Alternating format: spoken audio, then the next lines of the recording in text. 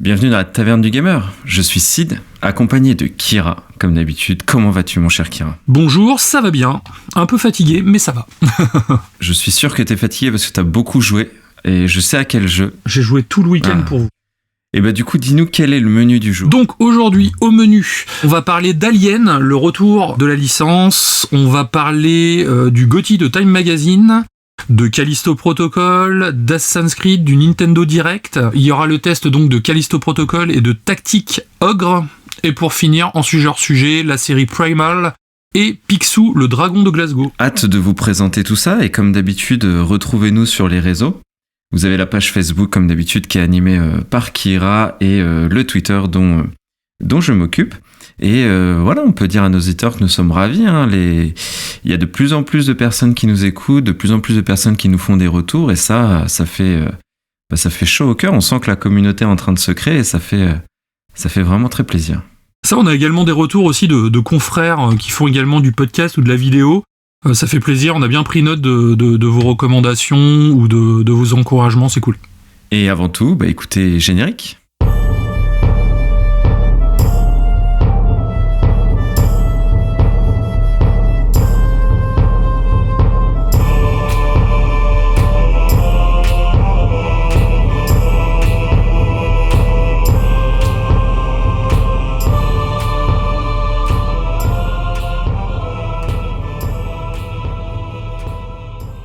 Pour la première news du jour, 2 nouveaux jeux Alien AAA qui seraient donc en préparation.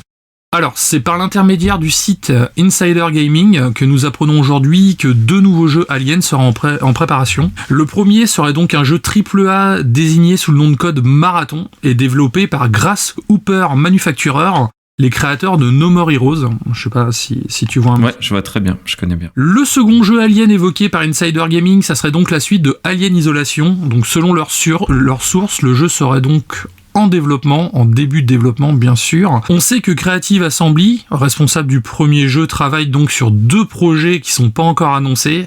Et la suite d'Alien donc pourra en faire partie. En tout cas, je l'espère, je croise fortement les doigts. Si les sources disent vrai, cela porterait donc à 4 le nombre de jeux Alien de prévus sur les prochaines années, en plus du jeu Alien en STR, celui qu'on a vu la dernière fois, et du jeu Survivos, qui est un jeu VR basé sur l'univers Alien également. Oula, ok. Donc ça voudrait dire un Alien qu'on connaît pas, le Dark Descent, le prochain qui ressemble à du XCOM, Alien Isolation 2 et Survivos. Moi, clairement, tu me connais, maintenant tout le monde commence à le savoir, je suis un gros fan de cette licence. Là, ce que je vois, c'est qu'on a plusieurs jeux qui vont arriver, donc ça déjà c'est plutôt cool, mais surtout plusieurs jeux à l'ADN différent. On va retrouver du STR, du FPS, du jeu VR, donc ce qui est intéressant pour les fans, et un autre jeu peut-être TPS, je croise les doigts. Et ce que t'attends le plus, c'est la suite de Alien Isolation, non ? C'est quand même ta référence en termes de jeu Alien. Ouais, alors non seulement c'est ma référence en termes de jeu Alien, mais c'est en plus ma référence en termes de survival horror en fait. Moi, je suis pas un grand fan de FPS, j'aime bien, je préfère le TPS, j'aime bien voir mon personnage. Et c'est vrai que c'est un des jeux qui m'a fait le plus flipper en fait. Et le gameplay était vraiment au poil. Amanda Ripley était très très agile. L'univers d'Alien était vraiment respecté. Et pour le coup, on se retrouvait dans une ambiance qui était très dark et très oppressante. Et c'est celui que j'attends le plus. Avec également le STR, parce que je suis également un grand fan des STR, de la saga XCOM par exemple. Et c'est vrai que un STR dans l'univers d'Alien, là je dis oui. Tu signes.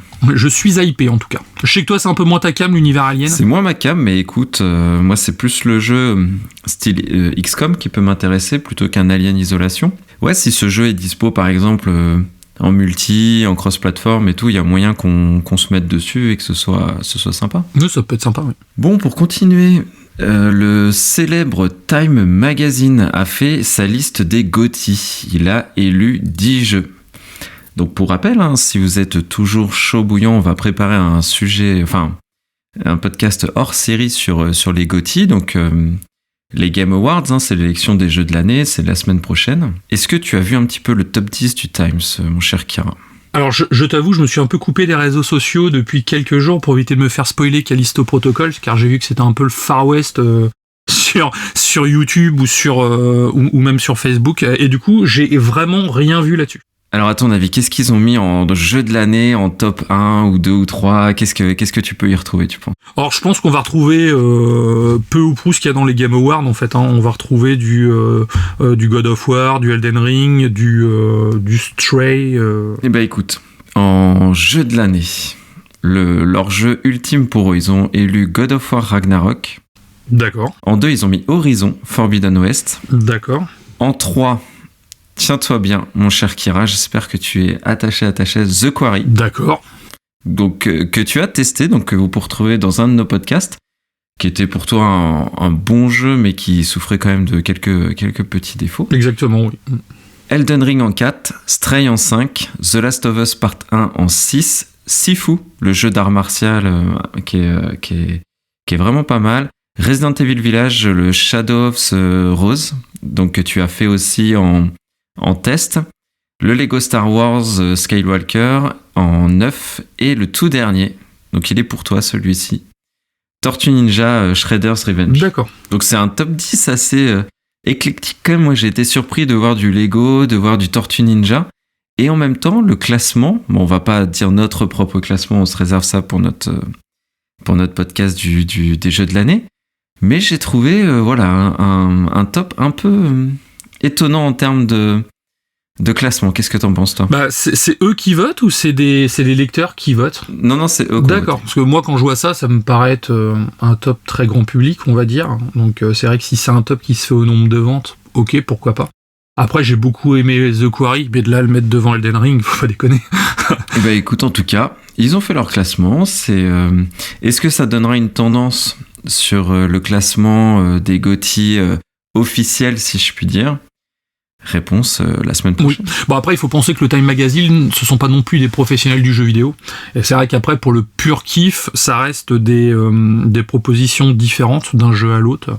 Et surtout, il y a vraiment du gros blockbuster bien spectaculaire, ce qui peut jouer concrètement dans la note.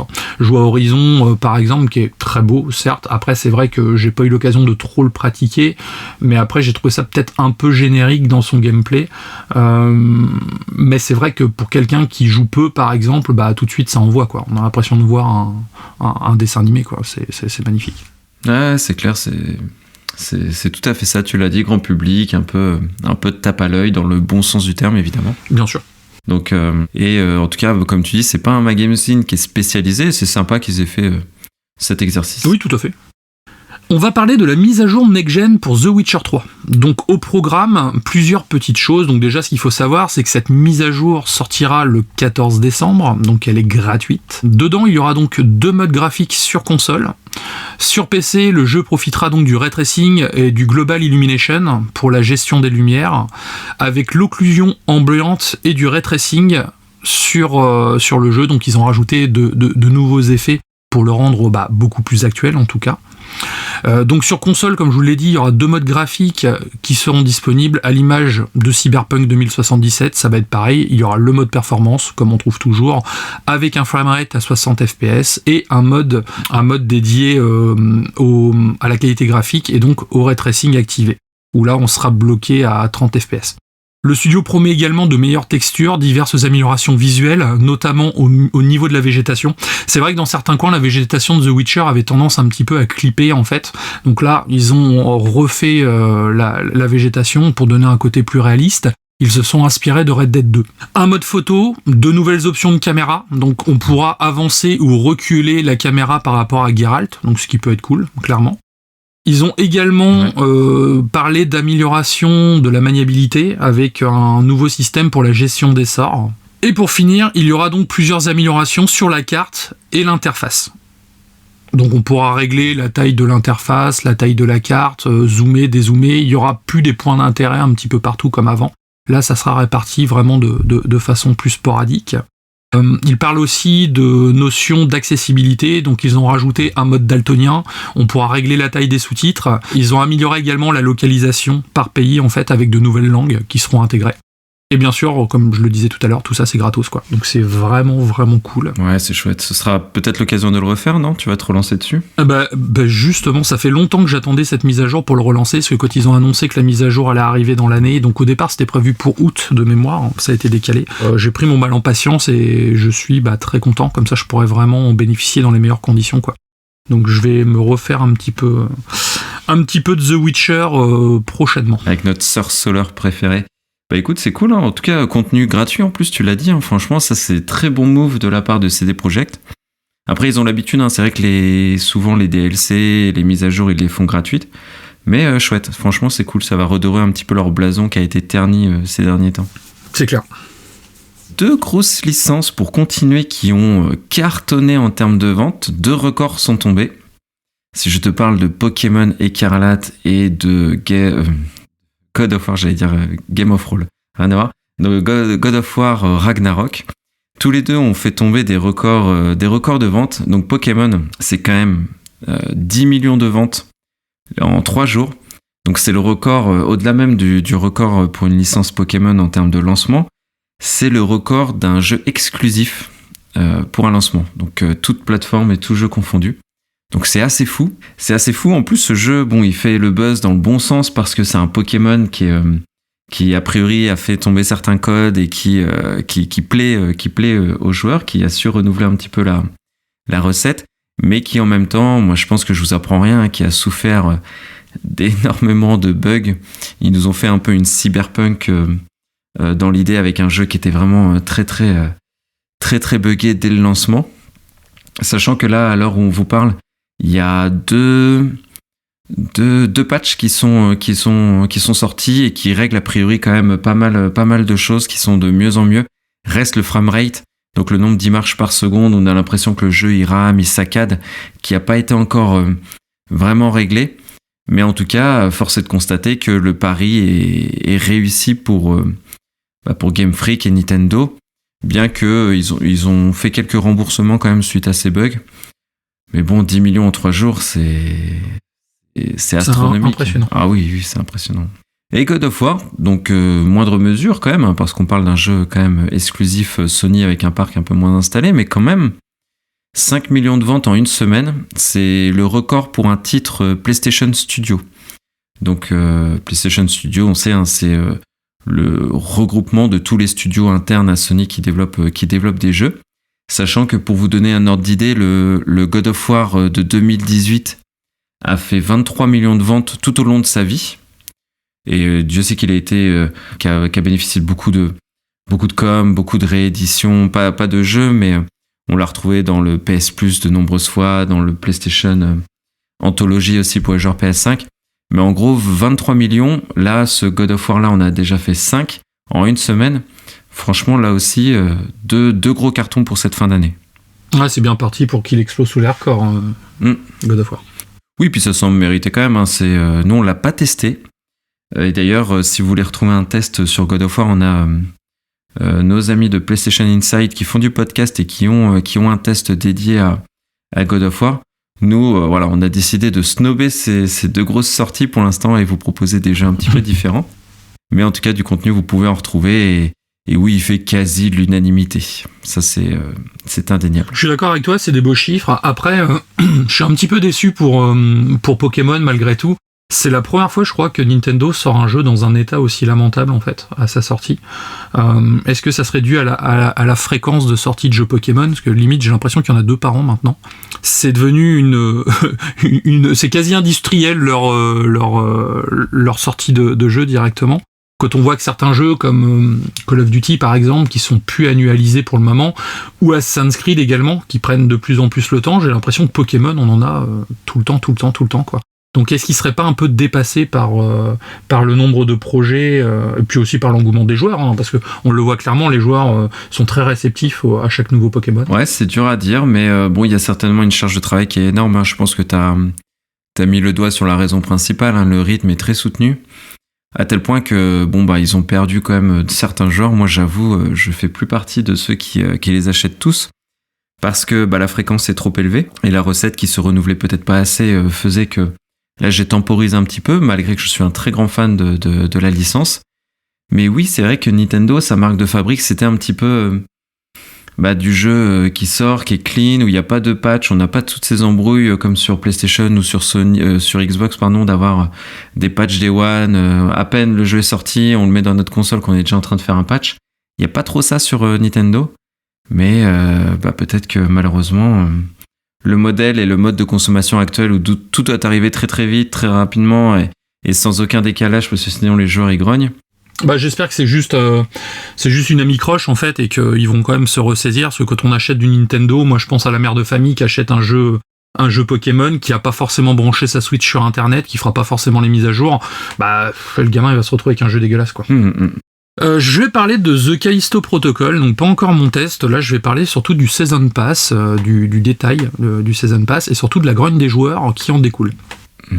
Donc pour commencer, le Season Pass en fait va comprendre plusieurs petites nouveautés, bien sûr, hein, c'est justement du bonus. Alors déjà pour la première DLC qui va arriver, ça s'appelle la Otherway Skin Collection, où en fait on va pouvoir porter l'armure du groupe de rebelles qu'on rencontre dans le jeu justement.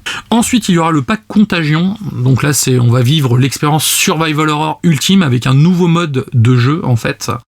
Alors ça va être un mode extrême, dans le sens où il y aura des munitions réduites, la vie sera réduite également, la difficulté sera personnalisable, donc ça c'est plusieurs petites options qu'on a dans le jeu de base, mais qui sera toujours personnalisable. En revanche, la mort sera permanente. Oh, ok. Sympa. Donc, dès que tu meurs, tu recommences le jeu. Donc là, pour les puristes et ceux qui vont le platiner dans tous les sens, ça peut être intéressant. Moi ça j'aime bien, ouais. À côté de ça, il y aura donc 13 nouvelles animations de mort en plus pour Jacob et une nouvelle collection de skins. Derrière, il y aura le pack Riot, donc là ça va plus être un mode horde en fait, où on va devoir arpenter certaines sections de la prison avec des hordes d'ennemis qui vont arriver et on va devoir récupérer donc des crédits et des pièces d'amélioration pour améliorer donc son stuff et tenir le plus longtemps possible. Il y aura également en plus 12 améliorations de mort d'ennemis cette fois, ainsi qu'une nouvelle collection de skins. Et pour terminer, il y aura un DLC story en fait, DLC solo. Donc c'est plein de petites choses qui sont prévues donc dans l'année 2023, ils ont annoncé que ça serait là pour toute l'année. Le truc c'est que les joueurs commencent à grogner à l'annonce de ce DLC car ils comprennent pas tout simplement pourquoi les animations de mort qui devraient être inclus au jeu se retrouvent en bonus dans le jeu en fait. C'est vrai que c'est particulier. C'est un petit peu dégueulasse en fait concrètement. Donc c'est un élément qui a fait tiquer nos confrères d'IGN puisqu'ils ont immédiatement reproché aux développeurs de les avoir volontairement retirés du jeu en fait pour les proposer dans une extension payante. Une accusation qui a poussé Glenn Schofield en fait le créateur du jeu à sortir la lance à incendie et à essayer d'éteindre tout ce qu'il pouvait. Donc il a publié un petit tweet que je vais vous lire. Que les choses soient claires, nous avons absolument rien retiré au jeu pour l'intégrer au Season Pass. La vérité, c'est que nous n'avons même pas encore commencé à travailler dessus. Il s'agit de nouveautés sur lesquelles nous plancherons l'année prochaine. Les fans ont réclamé des nouvelles morts, nous faisons donc une priorité. Fin de l'histoire. On les comprend, moi ça m'inquiète un peu quand même son petit retour par tweet parce qu'il dit qu'il n'a tout simplement pas commencé à travailler sur les nouvelles morts et l'intérêt d'un Season Pass en fait c'est que le boulot ait déjà été avancé pour pouvoir sortir quelque chose en temps et en heure. Rapidement oui. On sait que Callisto Protocol a eu quelques déboires dans son développement à un point qu'ils ont dû demander aux studios Sony de les aider à peaufiner leurs titres. Ce qui est bien parce que clairement ça en a fait quelque chose de très très propre. Mais voilà, pour moi ça sent un peu le Season Pass de la loose, je sais pas ce que t'en penses. Oui c'est vrai, c'est particulier je crois, d'expérience, tu me dis ton avis, mais on n'a jamais vu, c'est vrai, dans un DLC rajouter des animations de mort ou quelque chose qui fait partie en tout cas intégrante du gameplay de base. Ce serait... tu vois en fait même pas un Season Pass, tu fais une mage de ton jeu et puis t'as des morts, enfin t'as des animations de morts supplémentaires. On n'est pas vraiment dans du contenu additionnel tel qu'on l'entend. Donc la grogne, je la comprends. Après, il faut voir avec le temps ce qu'ils vont proposer. Mais est-ce que toi, au vu du contenu qui est annoncé, comme tu as déjà fait le jeu pour nous d'ailleurs, est-ce que tu y retoucherais ? Moi, tu vois, je me dis que c'est le Season Pass intéresse, c'est que tu te relances sur le jeu. Est-ce que là, vraiment... ça donne envie, je sais pas, tu vois. Le DLC solo, je pense qu'il peut m'intéresser, mais dans ce cas-là, je le prendrais tout seul. Bah oui. Parce que concrètement, les animations de mort supplémentaires, le mode ultra hardcore, c'est pas vraiment ce que je recherche.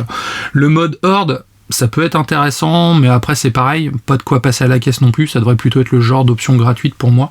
Donc non, j'achèterai pas le Season Pass, d'autant qu'il est à 29 €. Ah ouais.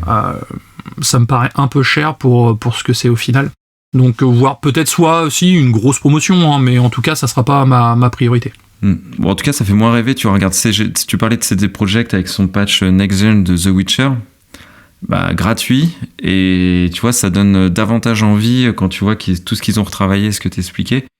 Bon là par contre oui, ce qui est intéressant c'est le DLC, en soi ça c'est très bien, mais les annexes, comme tu dis, je pense pas que ça nécessite un Season Pass, tu vois. C'est aussi pour ça que j'ai voulu mettre cette news juste après, en fait, pour qu'on voit qu'il y a vraiment 2 salles, 2 ambiances au niveau des éditeurs de jeux vidéo. Bon, après, c'est vrai que c'est un nouveau studio.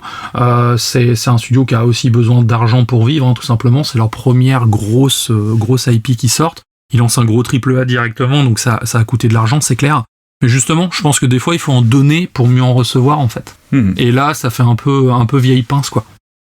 Tout ce qui reprochait à Electronic Arts, c'est un peu ce qu'ils sont en train de faire, quoi. On verra quand ça sortira, le succès que aura Season Pass ou non. Et surtout le délai, hein, comme tu disais, quand ça va sortir. Oui, si t'as tes 13 nouvelles animations de mort fin décembre 2023, bon, les gens seront un peu passés à autre chose, je pense. Bon, pour continuer, une petite news qui m'a fait plaisir. Notre cher patron de Xbox, Phil Spencer, nous explique que le support physique n'est pas mort, donc ça c'est bien que ça sorte de sa bouche à lui, parce que c'est quand même Xbox qui a en grande partie entrepris de lancer le démat. L'avènement du service dans le jeu vidéo et du support dématérialisé, bien que en vente pure, on sait que PlayStation a aussi des proportions très élevées de jeux vendus sur son PS Store, on l'expliquait dans nos différents podcasts, mais là en tout cas il souhaite rassurer les joueurs, et je vais pas vous relire l'intégralité de son communiqué, mais pour le paraphraser un peu, en fait, il expliquait que son intérêt n'est pas que les joueurs soient à 100% sur le service, il souhaite plutôt qu'il y ait une diversité d'approches par rapport au jeu. Donc il ne conçoit pas qu'un jeu soit exclusivement, par exemple dans le Game Pass ou sur le store, bien que sur le store ça peut arriver selon les éditeurs, mais en tout cas il privilégiera plutôt des sorties sur différents supports, donc le Game Pass en distribution, en boutique, de façon classique, pour que, quels que soient les goûts du joueur, il s'y retrouve et il puisse consommer le jeu vidéo de la façon dont il entend. C'est plutôt rassurant. Moi, je suis, comme je l'avais dit, plutôt appétant à avoir des supports physiques. J'aime bien avoir les boîtes de jeux, j'aime bien revendre mes jeux, j'aime bien les prêter. Donc c'est vrai que le support physique, c'est l'avantage. Bien que le support physique a des inconvénients aussi, hein, le fait de consommation de plastique, de matière, etc. Et aussi le fait que j'avoue qu'un jeu acheté sur le store que tu lances tout de suite, c'est quand même assez pratique, plutôt que d'aller en boutique et aller chercher ton jeu, etc. Mais néanmoins, il laisse la porte ouverte à tout type de consommateur. Et ça, je pense que c'est plutôt bien dans un monde où le tout digital prend beaucoup de place, et peut-être parfois trop selon les gens. Est-ce que toi, ça t'a rassuré cette petite sortie de notre cher Phil Spencer ? Alors oui, en tant que collectionneur, bien sûr, ça m'a rassuré. Moi, je fais déjà partie des personnes qui achètent des jeux qui sont sur le Game Pass pour les posséder derrière. On ne sait jamais si le jeu sort du Game Pass, ou même tout simplement pour l'avoir dans la collecte. Je sais que par exemple Halo, la Master Chief Collection, je l'ai acheté malgré qu'elle soit dans le Game Pass parce que j'avais envie de posséder l'objet tout simplement. C'est vrai que c'est très rassurant, mais j'ai l'impression qu'en France on est vraiment un des seuls pays à encore tenir au physique, au support physique en fait. Ouais, c'est très européen. Je parlais des amis canadiens, ils sont bien moins nombreux qu'en France. Et eux, en fait, je ne le savais pas, ils ont beaucoup de jeux qui ne sortent pas en boîte, des jeux que nous, on va avoir directement. Alors c'est pareil également dans le cinéma, et ils misent vraiment tout sur le dématérialisé, en fait. Le dématérialisé, donc via les plateformes de streaming, via des informations comme le Game Pass ou quoi que ce soit. Mais ils ont même des systèmes de services de location de jeux, en fait, en ligne.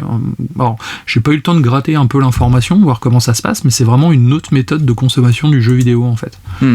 Donc, en tant que français pur jus, je suis content. Après, voir est-ce que ça perdurera à l'avenir, je pense que ça fera comme le vinyle, hein, ça sera un produit de niche. Et ça sera... Oui, certainement, surtout qu'il y a physique et physique. On se rend compte maintenant dans certains CD, dans certains disques, qui sont vendus dans des boîtes physiques, en fait, il y a quasiment rien. Il y a un code En fait, on lance le CD et ça lance un téléchargement du jeu quasiment entier sur les stores. Et aussi, ça c'est pour le coup pour moi vraiment une mauvaise pratique que peut avoir Xbox notamment, mais c'est le fait d'avoir une connexion obligatoire quand tu lances ton jeu solo. Ça, moi, c'est toujours quelque chose qui m'a semblé être une aberration pour les consommateurs, de devoir se connecter sur Internet pour lancer un jeu solo qui a aucune interaction avec le multijoueur.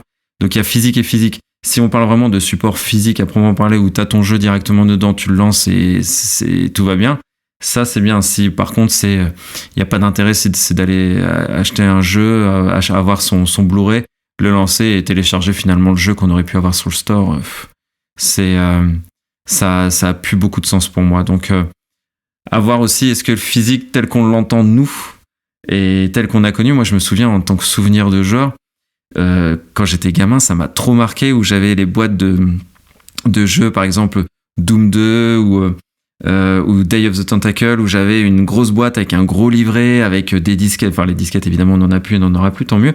Mais en tout cas, où il y avait quelque chose de consistant dans notre boîte, où il prenait du temps à faire des livrets, etc. Ça, pour moi, c'était le vrai support physique. Si demain, c'est juste avoir, soit un code dans sa boîte, ou soit avoir un CD qui contient un code, franchement, même moi, j'arrêterais le physique, ça a plus de sens. Bah, déjà, pour te dire, dans le genre grosse douille, j'ai profité du Black Friday pour acheter 2-3 petites choses que je voulais dans ma collection. Et j'ai acheté Dragon Ball Fighters sur Switch. Donc bon, je l'ai déjà sur Xbox, mais je voulais l'avoir en format portable si jamais je suis en déplacement. Je reçois ma boîte chez moi, je l'ouvre, et à l'intérieur, j'ai juste un code de téléchargement. Bah oui, voilà. Donc, j'ai même pas la cartouche, donc quel est l'intérêt de vendre une boîte en plastique, empreinte carbone dégueulasse, en fait. C'est vrai que j'avais pas fait gaffe sur l'annonce Amazon, du coup, j'ai renvoyé le jeu. Autant l'acheter en démat dans ces cas-là. Mais quel est l'intérêt, en fait, de vendre une boîte en plastique vide avec un code, en fait? Il y a zéro intérêt. Exactement. Ça j'appelle pas ça du physique. Voilà, là ça crame dans tous les sens. Et je me suis aperçu du coup suite à ça, je suis allé un petit peu farfouiller dans les bacs des Micromania, Cultura par exemple. Et j'ai vu que chez Nintendo il y en avait beaucoup quand même. J'ai vu Nickelodeon, All Star, Kart Racing, un truc dans le genre, c'est pareil, c'est écrit code de téléchargement à l'intérieur en fait. Donc il n'y a pas la cartouche non plus quoi. Ouais, je me suis dit, on tombe sur la tête quoi. Exactement. Ça, ouais, exactement. Ça, c'est pas du support physique pour moi, c'est du dématérialisé. Donc oui, ils vendent une boîte, mais ça n'a absolument aucun sens. Assassin's Creed Mirage, donc une sortie probable en août 2023. Donc on va refaire un petit point sur Assassin's Creed Mirage en fait. Donc c'est le prochain jeu de la saga culte d'Ubisoft. Les rumeurs indiquent que le jeu sortirait en août 2023. Donc c'est encore l'insider réputé Tom Anderson de Insider Gaming qui en parle, donc comme pour Alien. C'est une source quand même qui est relativement fiable. Souvent, souvent même quasiment tout le temps, il tombe juste. Ça serait un report en raison de difficultés sur la version PS4 et Xbox One. Donc l'effet Cyberpunk, le retour. Le jeu étant développé en cross-génération, en fait, ça ralentirait drastiquement le développement des jeux en fait. Donc par ailleurs, les sources de l'Insider ont donné quelques détails sur les autres productions à venir de la licence, notamment le Assassin's Creed Code Red et le Assassin's Creed Exe en fait. Pour le premier, on sait qu'il s'agira donc d'un jeu qui reprend la formule open world et light RPG comme les derniers Assassin's Creed, celui qui doit prendre place, je sais pas si tu te souviens, dans le Japon féodal. Oui, très bien. Après, selon les personnes proches du projet, le jeu donc là pour le coup sera full next-gen, mais il aurait pris un sérieux coup d'arrêt en raison de départ de plusieurs membres de l'équipe pour des problèmes de harcèlement et d'abus. Ok. Donc chez Ubisoft, les vieilles habitudes ont la vie dure, concrètement, parce que c'est pas la première fois qu'ils sont épinglés là-dessus. Donc ils étaient censés faire un gros ménage il y a quelques années, mais du coup, voilà, ça continue. Du fait, le lancement qui était prévu en 2024 pourrait être décalé à 2025.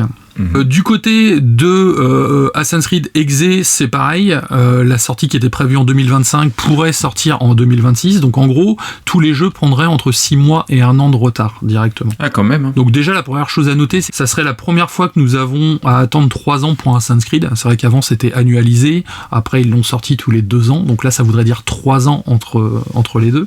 Mais entre le développement sur la old gen, on va dire, plus les problèmes en interne chez Ubi, ça devient un petit peu compliqué quand même. Ouais, c'est compliqué.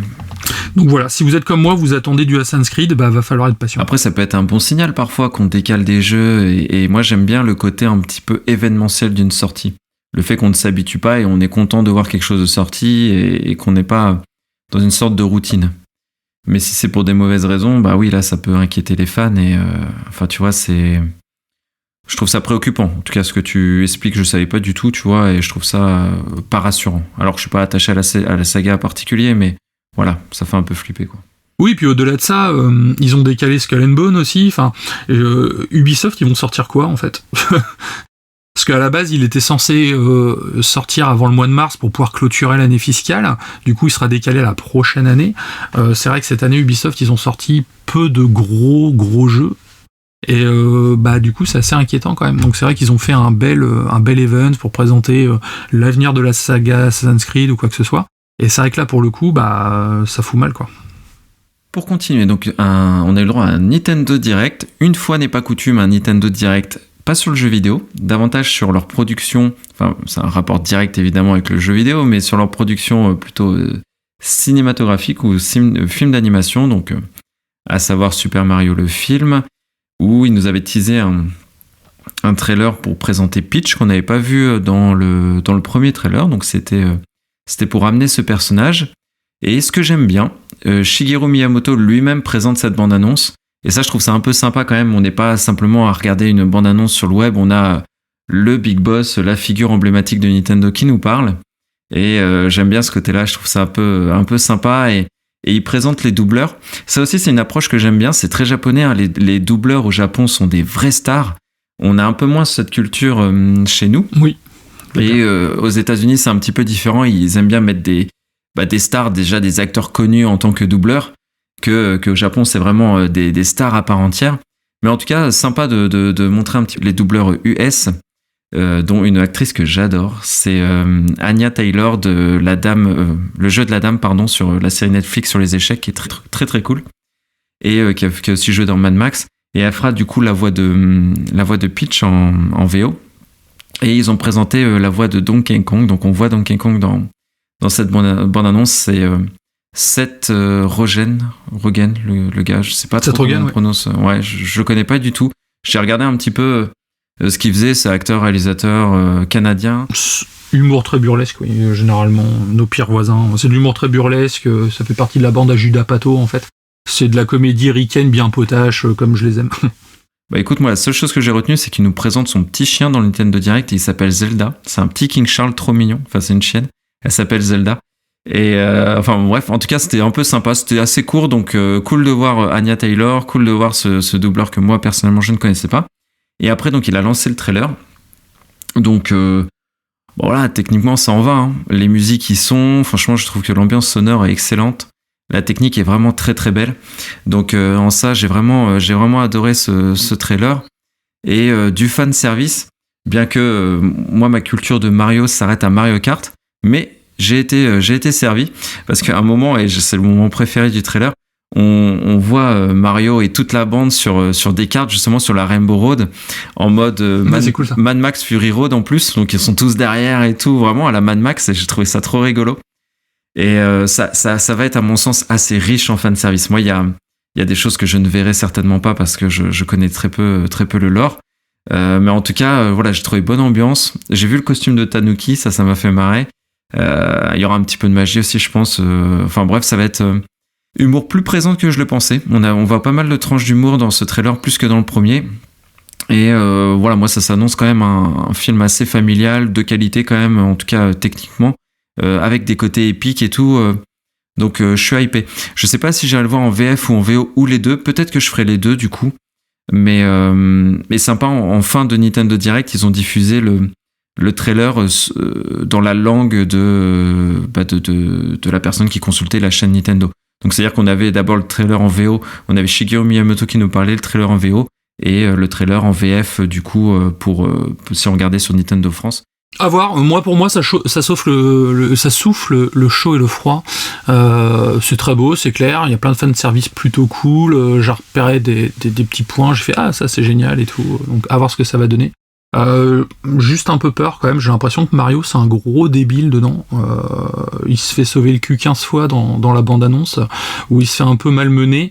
À la base c'est quand même le sauveur de Royaume Champignon, et c'est vrai que là, de ce que j'en ai vu, ça a l'air d'être un vieux comic relief en fait. Pour ce qui est du doublage français, j'ai l'impression qu'ils ont changé la voix de Bowser en fait. Je sais plus le moine, en tout cas j'ai pas eu l'impression, ou si c'est lui, il a vraiment modifié sa voix, et les craintes que j'avais lors du premier teaser s'estompent, parce que la voix de Bowser est vraiment cool. J'aime beaucoup aussi la voix de Luigi, c'est le doubleur de Onizuka dans GTO. Excellent. Je me souviens plus de son nom, c'est dommage, mais je trouve que ça va vraiment super. À voir ce que ça va donner, mais pour l'instant, je suis... ouais, c'est joli, mais je suis pas emballé. Je te propose qu'on aille le voir ensemble, et on fera un petit sujet hors sujet pour nos auditeurs. Si on a 2 points de vue différents, plus c'est ce qu'ils aiment, donc on va se caler ça. Bah écoute, volontiers. Alors, faut que je t'avoue un truc, j'ai un peu triché en fait pour ma prochaine news. Ça sera pas une news à proprement parler en fait. Je vais parler de Need for Speed Unbound. Pourquoi ? Au départ, c'était le test que j'avais prévu de faire pour cette semaine. Et puis au final, après quelques heures de jeu, vu que les jeux de caisse en monde ouvert en général, c'est pas vraiment ma cam, je savais pas trop quoi dire en fait, et du coup, je me suis dit, je vais le caler dans mes news. Je vais profiter d'une subtilité dans la règle pour pouvoir le caler justement pour que ça soit quand même un effet news, mais sinon derrière ça va plus être un retour rapide. Need for Speed Unbound est sorti le 2 décembre et ils ont eu l'occasion de mettre une version d'essai de 10 heures pour les abonnés Game Pass et pour les abonnés de EA Play en fait, oui tout à fait, 3 jours avant la sortie, donc ce qui a permis de le tester avant le 2 décembre. Ça, c'était la news, voilà, actuellement c'est bon. Ensuite, en gros, en dépit des bonnes sensations de conduite et d'une partie visuelle très originale, en fait, moi je trouve que ce qui m'a un peu gêné dans Need for Speed, c'est la progression. Bon, déjà, comme je disais tout à l'heure, c'est pas ma cam, les jeux de caisse en monde ouvert, moi je suis plus jeu sur circuit directement. Et c'est vrai que le fait de courir d'un point A à un point B pour déclencher ses courses, j'avais un peu l'impression d'être dans GTA sans le côté fun. Ok, une simulation de Uber en fait, c'est ça, t'étais... en gros, c'est ça, tout à fait. Au niveau du jeu en lui-même, donc la bonne nouvelle, c'est quand même que le jeu est très joli, il y a une patte cartoon qui est très bien intégrée, et franchement, ça c'est ce qui m'a plu. Quand j'ai vu le jeu tourner avec les effets cel shading sur le personnage, les effets cel shading quand il y a des accidents ou autour de la voiture avec la fumée et tout, c'est vraiment propre, on se croirait dans un manga. Ce qui est juste dommage, c'est que ça se passe à San Francisco. Moi, j'aurais kiffé qu'ils fassent ça à Tokyo, en fait. Un truc, vraiment le délire jusqu'au bout, pourquoi pas avec du drift. Mais ça aurait été vraiment cool parce que là, au final, la patte manga, elle serait vraiment justifiée. Autre bonne nouvelle, le gameplay est donc très convaincant, la direction répond bien, le ressenti en matière de grip, le côté très permissif de l'arcade, ça c'est vraiment appréciable. Il y a des bonnes sensations de vitesse. Après, moi j'ai trouvé que c'était le système de progression en fait que j'ai trouvé vraiment nul. En gros, il y a une multitude d'épreuves à remplir, des petits défis, et le but c'est de s'enrichir et de gagner de l'argent. Sauf que l'argent dans le jeu en fait, c'est une récompense, mais on va devoir aussi en dépenser pour participer aux courses en question. Je vais te donner un exemple, une course, il faut payer $3000 pour pouvoir participer, et si t'es premier, tu gagnes $6000 en fait, donc tu peux la doubler. Ouais, okay. Par contre, si tu perds tes $3000. Okay. Donc ça te réduit ton budget. Et à côté de ça, la thune en question, en fait, monte donc très très peu vite, et surtout, les améliorations de ta voiture, ça coûte une blinde, en fait. Un moteur, t'en as pour 70 000, par exemple. Tu vois. Ça a pas l'air fun, ouais. Donc tu vois la vitesse à laquelle ça peut monter, et du coup, ce qui se passe, c'est que ça t'oblige à grinder les mêmes courses à répétition, en fait. Donc ça, c'est ce qui m'a un peu saoulé, c'est pour ça que j'ai arrêté le jeu, en fait, parce qu'il y a certaines courses, j'ai dû la refaire 3-4 fois, donc t'arrives, t'as la même cinématique de début, ça tombe bien, je l'ai poutré 4 fois avant, mais le mec, c'est comme s'il m'avait jamais vu, en fait. Donc ça, moi, ça m'a sorti un petit peu de l'ambiance, l'immersion. En fait. Voilà. Et l'autre chose également, c'est que le scénar est pas ouf, hein. En gros, on démarre sur un long prologue, où on a une super caisse et tout, sans réel objectif, à part enchaîner les courses, où on gagne de l'argent, donc ça, c'est plutôt cool, t'améliores ta voiture et tout. Derrière, il se passe un truc, tu te fais piquer ta caisse et tes thunes et tu repars de zéro. Donc voilà. Donc il y a une histoire qui est mise en place, hein, elle a le mérite d'exister. Alors ouais, puis la merde, hein, mais elle existe. Donc ça c'est cool. Mais voilà, à part ça, rien de spécial, ça reste du Need for Speed. Je le conseille aux fans, pourquoi pas, mais je pense qu'un Forza Horizon est d'autant plus pertinent car il y a vraiment plus de choses à faire. Ouais, bah écoute, je n'irai pas dessus. Moi, j'étais tenté par l'aspect graphique, où je trouvais assez... en fait, ça faisait un côté décalé, et je trouvais que ça donnait une certaine identité au jeu. Tu vois, tu vois un screen du jeu, tu savais dans quoi t'étais. Et ça, je pense que c'est intelligemment fait. Mais après, franchement, le jeu en lui-même me tentait pas du tout. Donc là, ce que tu me dis, en plus, si la progression semble laborieuse, comme tu le dis, et pas très excitante, franchement, je suis plus comme toi, circuit. Et moi, plus simu quand même. Donc je pense que je suis clairement pas le public visé pour ce jeu. Ouais, c'est clair. Après, sur les 10 heures de test, j'ai joué peut-être 6-7 heures, donc j'ai pas fait les 10 heures non plus. Après, je pense que j'en ai assez vu, et puis encore une fois, je me suis C'est représentatif. Oui, c'est représentatif, et puis bon, il y a peut-être des choses qui se débloquent par la suite, mais j'ai trouvé que le début était très laborieux. En revanche, j'ai un copain qui est venu à la maison hier, donc je lui ai montré vite fait, il est rentré chez lui, il l'a téléchargé direct, et il a l'air de s'éclater en tout cas. C'est plus ça calme les jeux de caisse, hein, concrètement. Mais bon, voilà, donc soit je suis pas la cible ou quoi, mais bon, je me suis pas... Pourtant, j'étais un peu chaud aussi, hein, mais voilà, je vais pas plus emballer que ça. Donc voilà, ça sera pas un test, ça sera juste un petit retour. Bah, c'était très intéressant, t'as bien fait de le faire. Et à mon tour, je vais te conseiller des jeux, puisque ma news suivante, c'est qu'on a été assez gâtés. Quand je dis on, c'est autant les joueurs PlayStation que les joueurs Xbox. On a été gâtés en termes de contenu sur les différents services. Donc pour vous donner des exemples, sur le PS Plus, on retrouve PS Plus donc Premium et Extra, on retrouve l'intégrale des jeux Kingdom Hearts. Donc ça, c'est une licence qui est pas mal. Enfin, qui est pas mal. Une licence très réputée.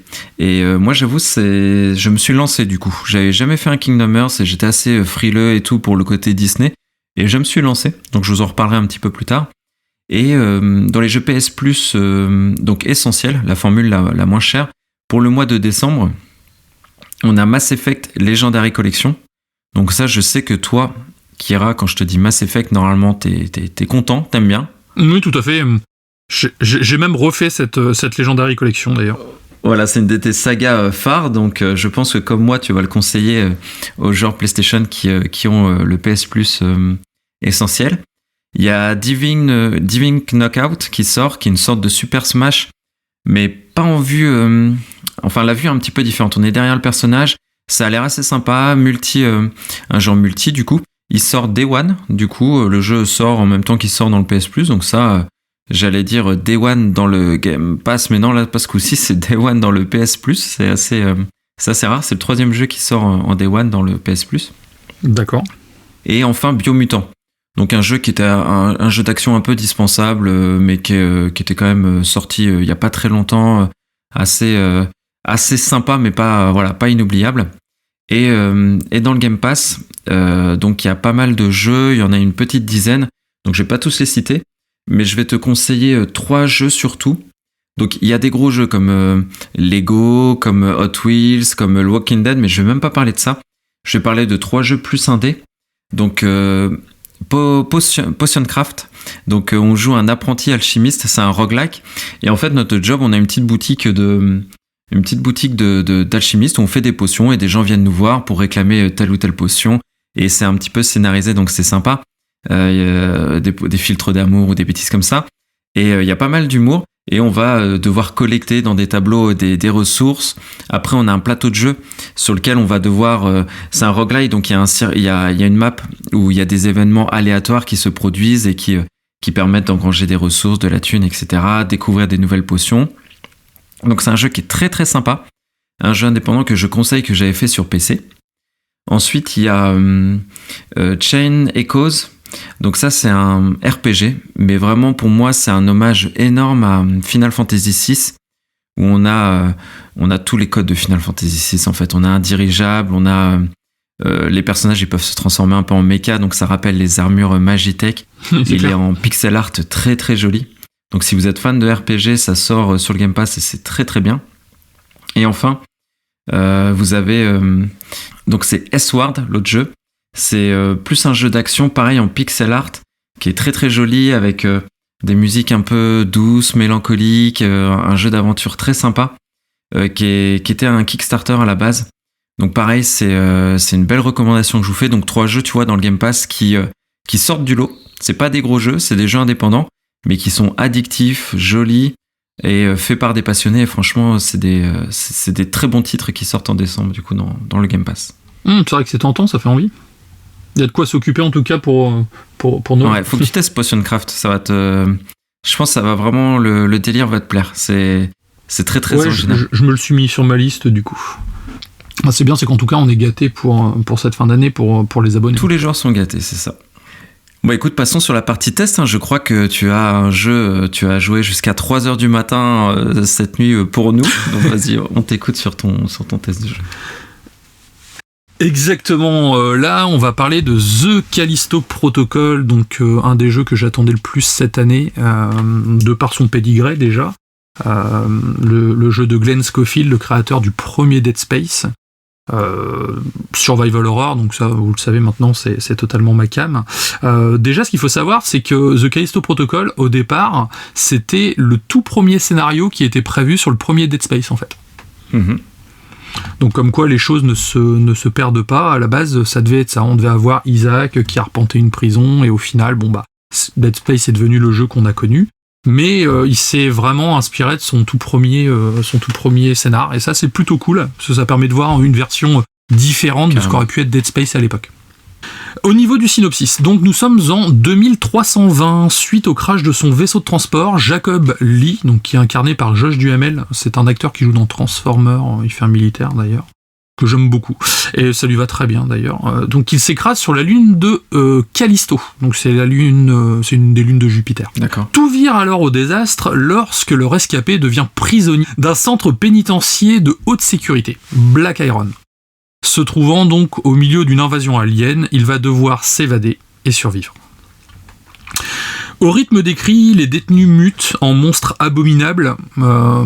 Donc c'est des espèces de... Ça ressemble un petit peu aux nécromorphes de Dead Space, en fait, a une particularité, c'est qu'il faut pas les démembrer, en fait, pour pouvoir avancer dans le jeu, en fait. Le côté démembrement est vraiment propre à Dead Space. Là, il y a d'autres méthodes pour pouvoir les avoir, et c'est là que le jeu va vraiment se différencier de son grand frère, on va dire. Donc ça s'appelle les biophages, donc c'est le nom de cette race de saloperies qui vont nous persécuter pendant tout le jeu. Ouais. Donc déjà pour commencer, on va se retrouver avec une ambiance qui est très très très chiadée en fait. Donc il y a toujours des cris, du moins au début quand on s'évade de prison, il y a toujours des cris dans le fond de personnes qui se transforment, ou des cris de monstres, ou de personnes qui se font agresser. À cela, on va entendre le bruit de la ventilation, des craquements de métal. Enfin, niveau sonore, on est vraiment dans une ambiance travaillée. Dans le noir au casque, ça fait son petit effet, je peux te le garantir. Ah, j'imagine. Dans le jeu, il y a 3 niveaux de difficulté. Donc, il y a le niveau facile, normal, difficile, et le 4e niveau qui va arriver, qui est le niveau hardcore, en fait, qui va, qui va instaurer la mort permanente. Donc, ce que je disais dans ma news précédente. Alors, je pensais que je jouais en normal, mais en fait non, je joue en difficile, et c'est vrai que je t'avoue que la difficulté est quand même très très retors. Je me suis fait rouster à de nombreux moments, et toi qui aimes le challenge, je pense que ça peut te plaire pour le coup. Ok. Donc c'est un TPS. Vu de derrière, le personnage donc va arpenter les couloirs de Black Iron, les conduits de ventilation, les choses comme ça.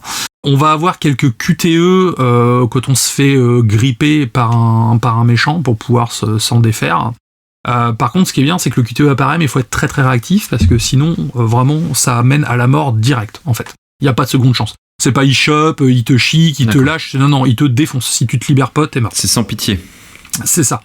On peut changer la difficulté à tout moment, c'est-à-dire quelqu'un qui commence en mode difficile, qui voit qu'il s'est planté, il peut réduire s'il veut, ou au contraire, du mode facile, passer en mode normal s'il voit que c'est trop facile.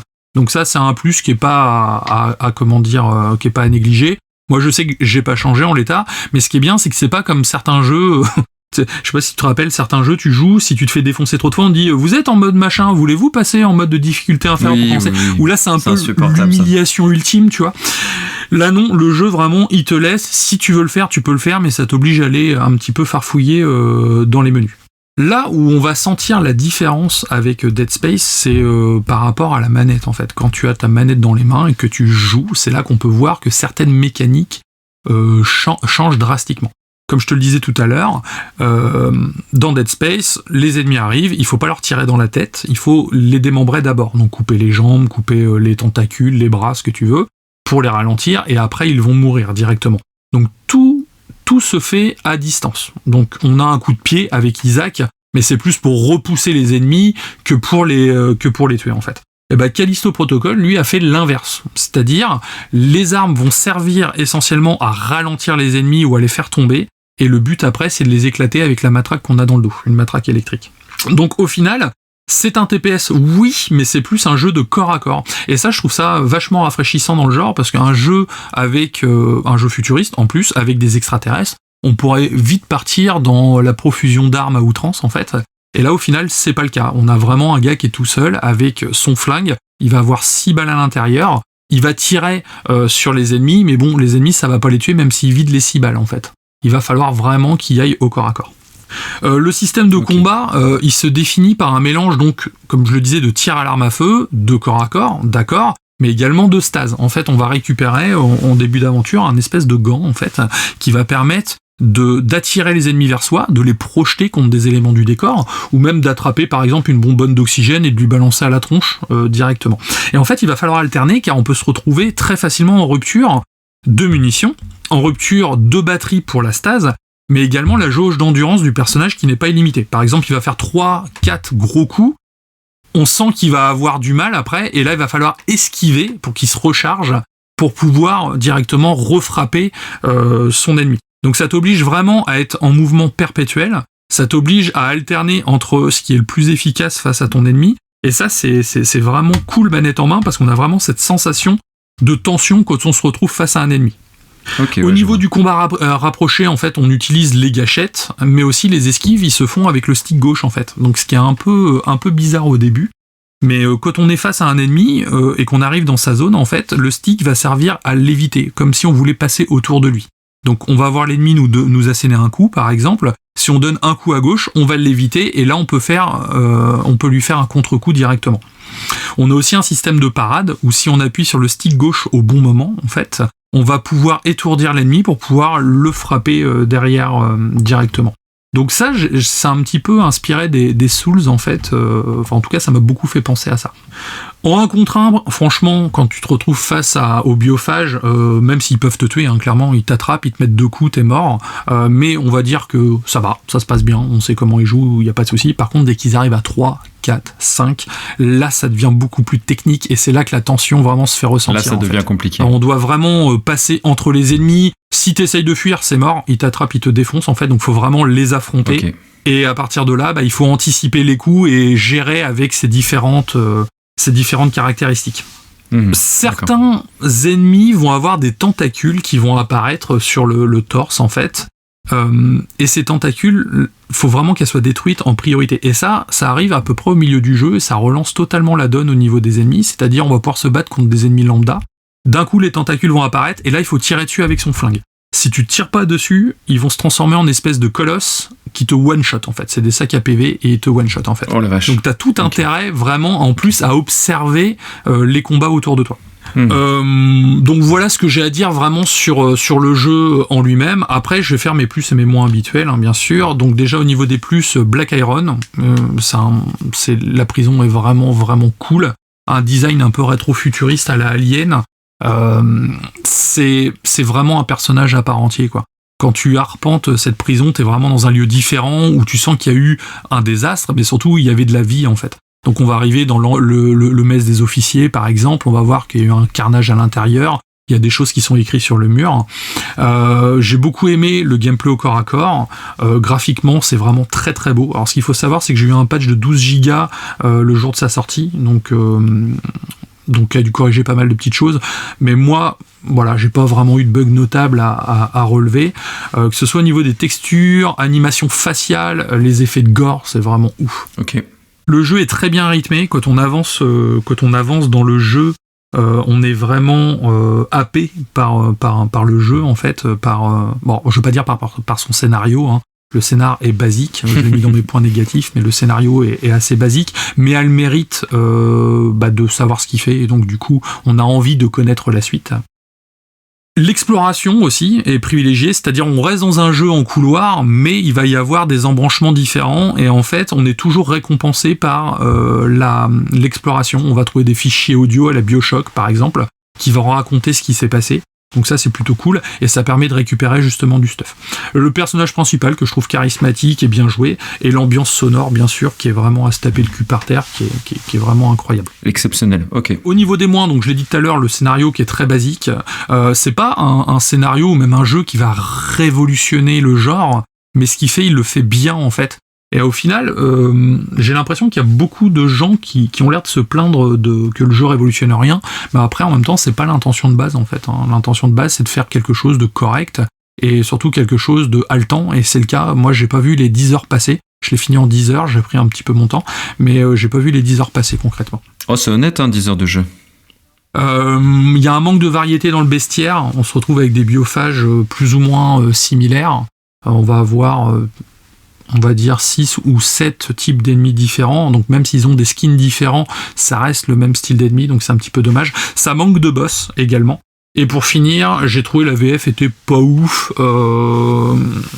Certaines voix manquent un petit peu de peps ou semblent un peu mal synchronisées en fait. Les seuls bugs que j'ai rencontrés, c'est des bugs sur la VF. Des fois, il me parlait en allemand ou des fois, il me parlait Excellent. En anglais. Mais c'est vraiment, pour le coup, ça s'est arrivé que 3 fois dans le jeu. Donc ça va. Alors moi, concrètement, c'est un jeu que je recommande fortement pour tous les fans de Survival Horror.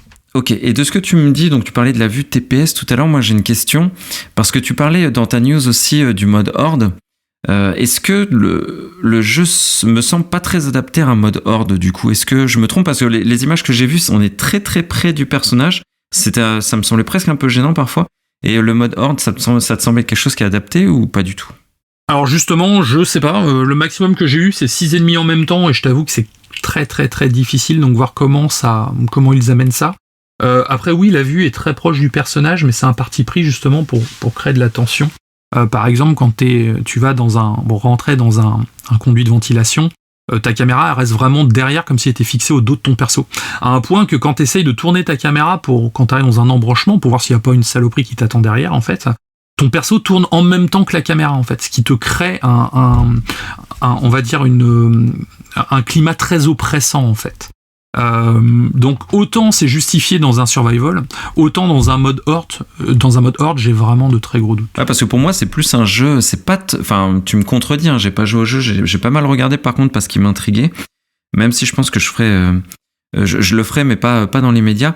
Mais c'est plus, moi ça me semblait pas être un jeu vraiment, il y a beaucoup d'ennemis, ça me semblait pas être un jeu vraiment d'action à proprement parler, plus un jeu d'ambiance, un jeu d'exploration où t'essaies de comprendre où t'es, mais ça m'a pas semblé très très action.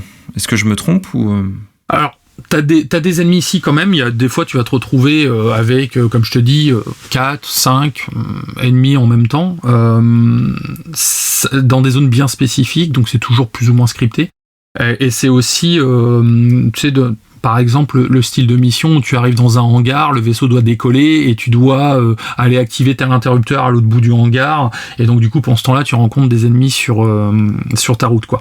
Mais oui, non, c'est vraiment pas un jeu d'action à proprement parler, parce que le côté TPS, quand les flingues arrivent, au final, tu restes toujours limité dans ton arsenal et limité dans ton inventaire aussi. Okay. Donc, c'est pour ça qu'un mode horde, non, j'y crois pas du tout. Par contre, oui, voilà, c'est vraiment un jeu ambiance. Tu vas arriver dans un couloir, tu vas avoir 2 ennemis. Là, tu vas devoir en calmer un pour pouvoir attaquer le deuxième, puis après alterner sur le premier. Et ça, pour le coup, c'est très bien fait, contrairement justement à un Dead Space, où là, tu vas t'aller te retrouver avec une chier d'ennemis, en fait, et fallait tirer dans le tas avec ce que t'avais, quoi. Okay. C'est ça. Donc non, c'est vraiment une proposition différente, en fait. On pourrait se dire que ça se situe dans le même univers que Dead Space, mais le gameplay, pour le coup, n'a rien à voir. En fait. Et est-ce qu'il y a des énigmes, un petit peu, pour varier le système de jeu? Alors oui, il y a quelques énigmes vite fait, mais c'est vraiment, pour moi, je l'ai pas noté, mais un des points faibles, en fait, c'est qu'il n'y a pas d'énigme à la Resident Evil. C'est plutôt genre mettre tel fusible dans telle entrée, activer tel dynamo à distance, ouvrir telle porte. Enfin, ça s'arrête, la progression à proprement parler, quoi. Ça, okay. Bah en fait c'est ça. Disons que c'est pas un monde ouvert. Hein, ça reste du couloir. Hein, donc c'est plutôt linéaire. T'arrives dans des pièces, des couloirs, des pièces et voilà. Après t'as des embranchements que tu peux faire qui sont facultatifs. Donc c'est à toi de voir si t'as envie de gratter un petit peu pour avoir les secrets du secteur. Mais c'est pas du tout un jeu, un jeu monde ouvert avec des allers-retours comme un Metroidvania, tu vois. C'est une fois que tu avances dans une pièce, tu reviens. C'est pas plus mal. Après, je pense que c'est le jeu se prête à ça. Et comme tu parlais tout à l'heure de 10 heures de jeu, je te disais que c'était pas mal du tout. Pour moi, c'est une durée de vie honnête pour ce genre de jeux qui sont, comme tu dis, un petit peu couloir et basés sur l'ambiance. Franchement, il faut pas que ça dure 30 heures, ces jeux-là. Il faut que ce soit une expérience à part entière, qui soit fluide, agréable, et puis voilà, t'as fait ton aventure, fin de l'histoire, quoi. C'est ça exactement, tu vois, par exemple, si on compare Alien Isolation, qui lui était dans des niveaux qui étaient beaucoup plus ouverts, où t'avais des allers-retours justement à faire au gré de tes déboires sur la station spatiale. Là non, une fois que t'as quitté le lieu, tu y reviens pas en fait. Ouais, je vois. Il y a une fois où je suis revenu sur mes pas, mais c'était pour prendre un véhicule qui était un petit peu plus loin en fait. Donc pour le coup, c'est vraiment un jeu d'aventure un peu à la Uncharted en fait. Ouais, je vois. Dans le genre. Donc c'est pour ça, comme je disais, c'est 10 heures, mais pour moi c'est 10 heures intense, très très bien menées, et c'est ce qui fait aussi la force du jeu en fait. C'est que souvent on se retrouve avec des jeux qui durent 20-25 heures mais avec du remplissage dégueulasse en fait. Là non, là ça va droit à l'essentiel et tu vis un peu comme une série télé ou un film en fait. Je me suis enchaîné les 10 heures sur 2 jours et j'ai passé un super la proposition elle a l'air intéressante franchement. Ça, j'aime bien qu'il soit détaché un peu de l'ADN de Dead Space pour en faire une proposition vraiment à part entière qui a sa propre identité, j'ai l'impression. Il y a juste vraiment un seul truc qui m'inquiète, là tu m'as rassuré sur tous les points. Mais l'esquive sur le joystick, c'est pas un peu chelou ça quand même, non, sur le principe? Non du tout, c'est hyper intuitif en fait parce que t'as pas besoin de forcer ou quoi que ce soit. C'est-à-dire quand tu vas vouloir frapper ton ennemi donc avec la gâchette droite pour le frapper, tu mets juste un coup de stick et en fait ça le fait tourner d'un coup sur le côté, tu vois. C'est réactif quand même. Donc c'est pas en fait c'est un peu assisté. C'est très réactif et c'est un peu assisté en fait. C'est comme si quand tu te collais à l'ennemi, il y avait un cercle qui se traçait autour de lui en fait et tu étais dans ce cercle. Donc tu vois. Donc tu peux reculer et avancer, mais il va avoir vraiment l'ennemi en focus. Il n'y a pas de lock ou quoi que ce soit, mais t'as l'impression que l'ennemi a été locké, tu vois. Et donc là, du coup, c'est ça. Et là, ça te permet d'esquiver. Et à chaque fois que l'ennemi va asséner un coup, et ben là, tu donnes un coup de stick pour l'éviter. Donc au final, c'est intuitif. Les deux premiers, t'as un peu du mal. Tu te dis, c'est quoi ce système? Mais ça rappelle un petit peu le système d'esquive dans les Fight Night, tu vois, dans les jeux de boxe. Et j'ai trouvé ça super original pour le coup parce que ça change du sempiternel, t'appuies sur B, tu fais une roulade ou un truc comme ça, tu vois. Bon écoute, très intéressant. Donc tu recommandes chaudement?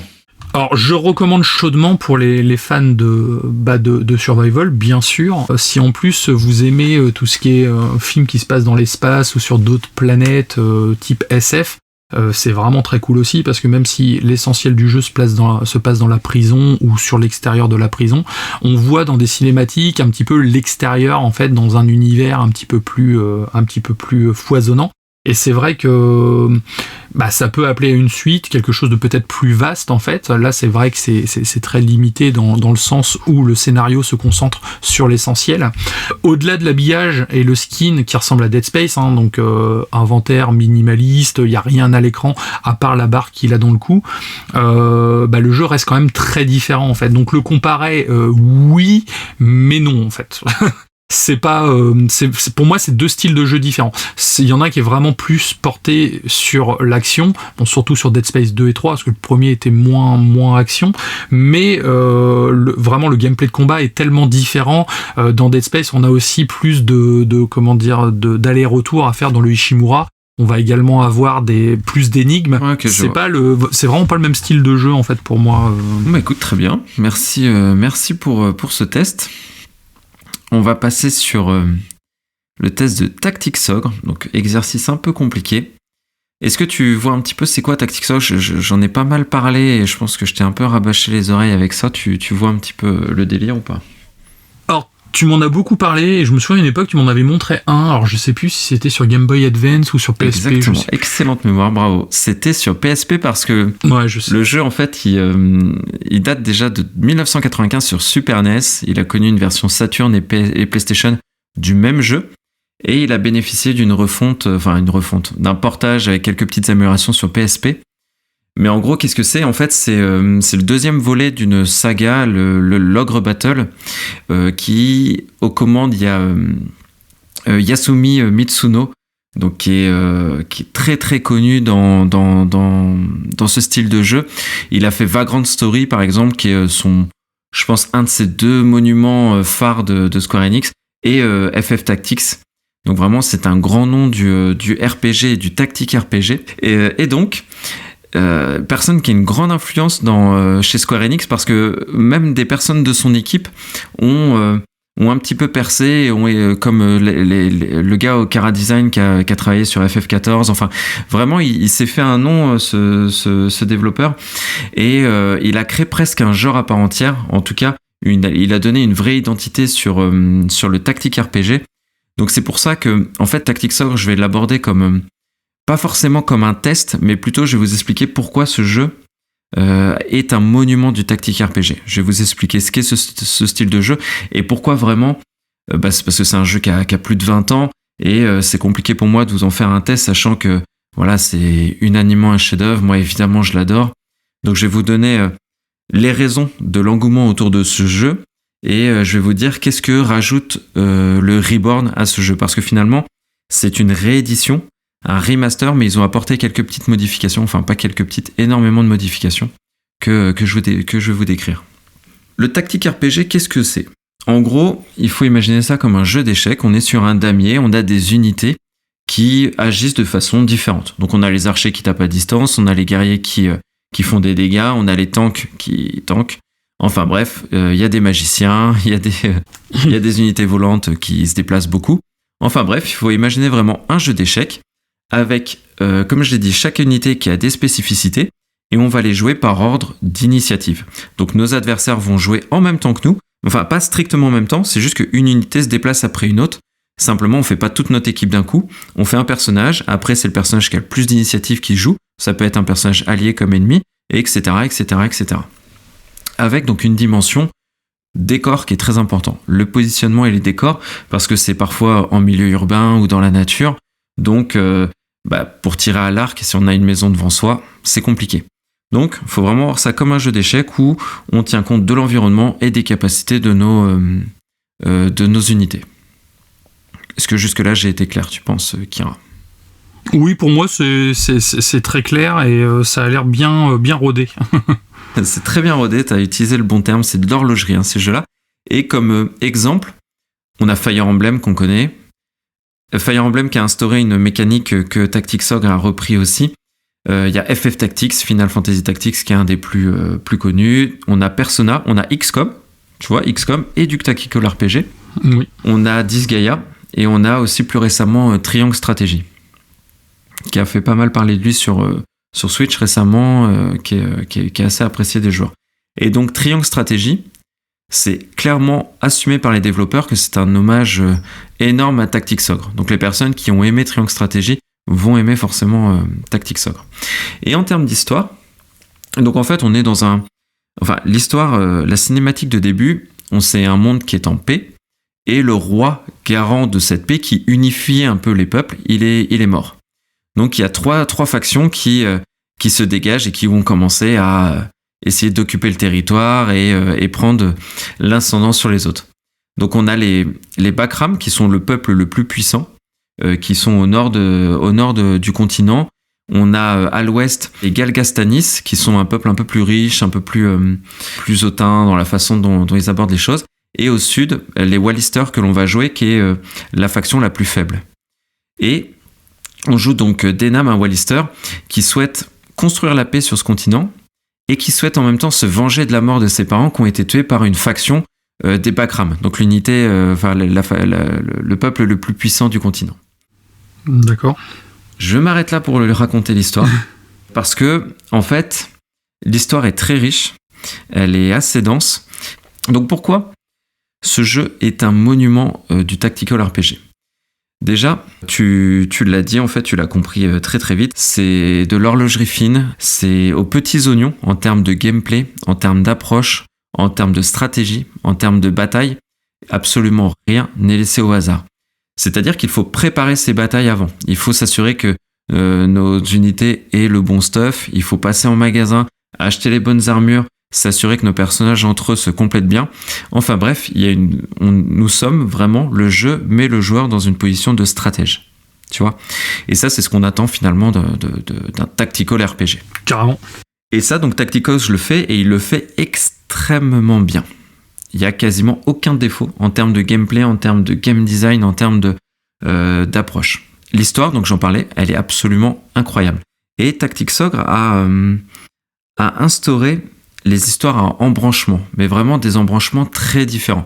Ce qui était rare pour un jeu de cette époque, on parle quand même de 1995, et tous les choix que l'on va faire vont avoir une incidence, mais une incidence très très lourde sur l'histoire. C'est-à-dire qu'il y a des embranchements complètement différents, il y a une fin différente, bref, on a sa propre histoire en fonction des choix que l'on va faire.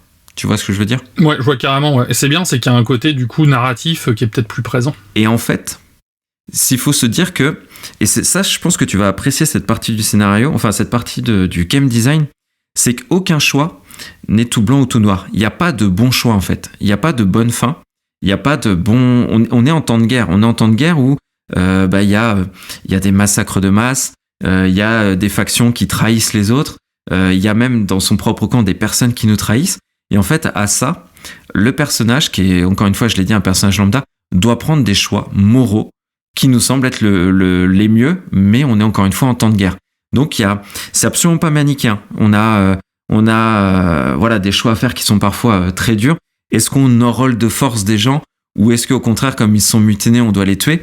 Enfin, on est dans ce genre de choix, tu vois, des choix très très lourds qui font quand même que le joueur parfois se dit qu'est-ce que je dois faire ? En fait, on se pose vraiment tu m'étonnes. Tu vois, un choix vraiment cornélien parce que t'es en face de réalité de la guerre, mais il n'y a pas de bon choix. T'as un choix à faire. Les deux sont horribles, mais à un moment, voilà, on cherche à devenir un chef de guerre, à mettre la paix dans ce continent et en même temps se venger. Donc, il y a des choix qui sont à faire. Donc, tu vois, très, très, très difficile en termes d'approche, en termes de choix. Et c'est ça qui a fait, encore une fois, de ce jeu un monument. Donc, il y a une certaine rejouabilité parce qu'on peut se faire son aventure en faisant des choix et faire les choix strictement inverses une deuxième fois. Bien que je trouve que c'est bien la proposition de faire le jeu une fois, d'avoir fait les choix qui nous semblent les plus justes et voir jusqu'où ça nous mène, tu vois, en notre âme et conscience. Je trouve que cette approche est vraiment sympa. Voir les répercussions, elles sont vraiment... On les sent les répercussions ou c'est vraiment plus de l'ordre de l'anecdote ? Les répercussions, c'est vraiment... c'est des choix du tout au tout. Tu vois, c'est vraiment des postures que tu prends... Soit tu peux devenir quelqu'un sans cœur, mais qui est pragmatique et qui est... Voilà, tu fais ce qu'il faut pour mener à bien ta guerre et t'y vas par tous les moyens. Ou t'essaies... plutôt d'être une personne qui reste très humaine, embarquée dans cette guerre. Enfin, non, il y a des vraies conséquences, tu vois. Et encore une fois, même si tu as le sentiment de bien faire les choses, bah, rien n'est simple dans un monde en guerre. Et ça, le jeu te le fait comprendre. Donc très, très, très, très bien. Oui. Et enfin, pourquoi ce jeu est un monument, c'est que, en termes de gameplay, comme je l'ai dit, le jeu est sans concession. Il nous pardonne rien. Il nous pardonne rien, mais il reste juste. Ouais. Encore une fois, un peu à la Dark Souls. Quand on se plante, c'est qu'on a fait des erreurs. Et donc, les morts de nos personnages sont définitives.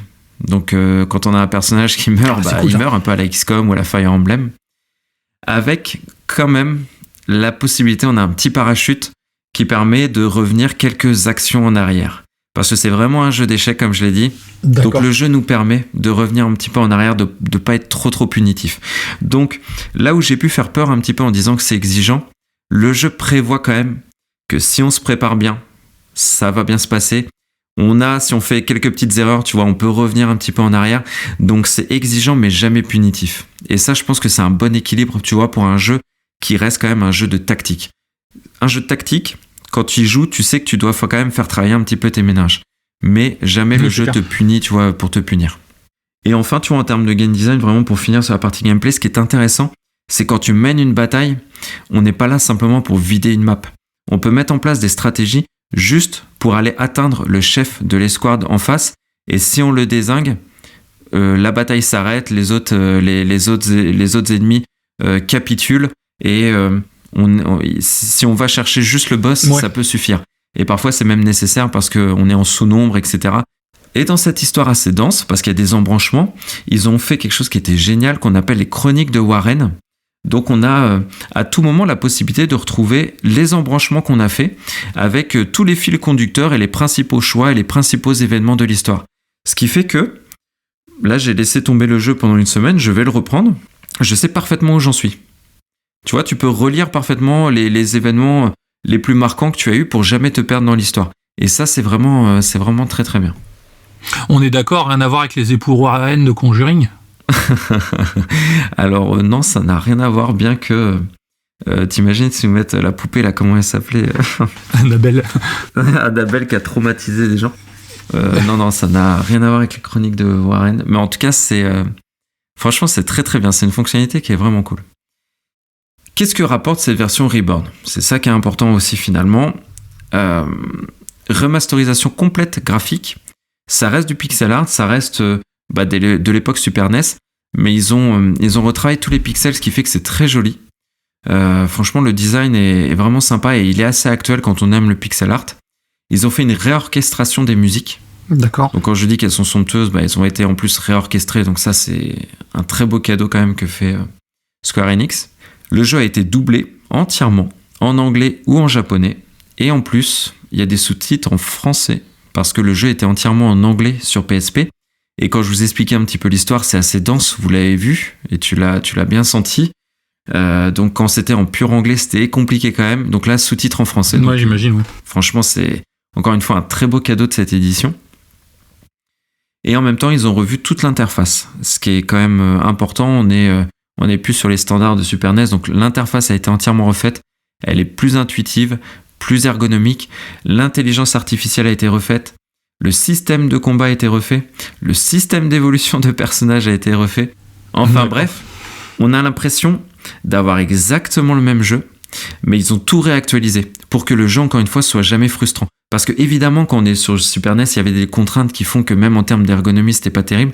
Là, ils sont allés dans une refonte extrêmement fidèle du jeu, d'un point de vue purement graphique, scénario, etc. Et même d'un point de vue identité. Mais ils ont absolument peaufiné tous les détails pour rendre l'expérience un peu plus actuelle et moderne. Ce qui fait que le jeu, malgré qu'il est sorti en 95, il est beau, il est agréable et il est ergonomique. Comme ça, on profite vraiment pleinement du titre.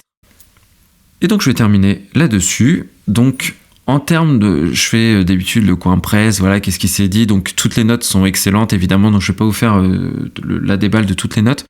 Néanmoins, si vous voulez en savoir plus sur le jeu, sans forcément y jouer, parce que le tactical RPG, c'est pas votre cam, il y a 2 chroniques qui ont été très bien faites d'Atomium, le YouTuber qui a fait le test de la version PSP plus la version Reborn en expliquant ce qui change, c'était très très bien. Ou même dans JV Le Mag, ils ont un dossier sur le tactical RPG en règle générale que je vous conseille. Mais en conclusion, ce qui est, même si vous jouerez pas ce jeu, parce que c'est un jeu encore une fois qui est un peu pointu, au moins je pense que c'est important de savoir qu'il existe, qu'un monument du genre existe comme ça, et prenez le temps un petit peu de regarder à quoi il ressemble. C'est un jeu qui est pas 2022 dans le sens où, et tu sais Kira, on le dit souvent, les joueurs aujourd'hui aiment bien être insistés, ils aiment bien qu'on leur mâche un petit peu le travail. Ouais, c'est clair. Là, c'est un jeu qui fait pas de concessions, qui livre quelque chose qui est épique, qui est très bien fait, qui est très bien huilé, où le gameplay est exceptionnel, où il y a une aventure très dense, où il y a un scénario mais poignant comme jamais, mais par contre, il va pas t'aider. Il te laisse dans cette histoire. C'est de la guerre, on est un jeu de guerre, on est un tacticien, et voilà, c'est sans pitié.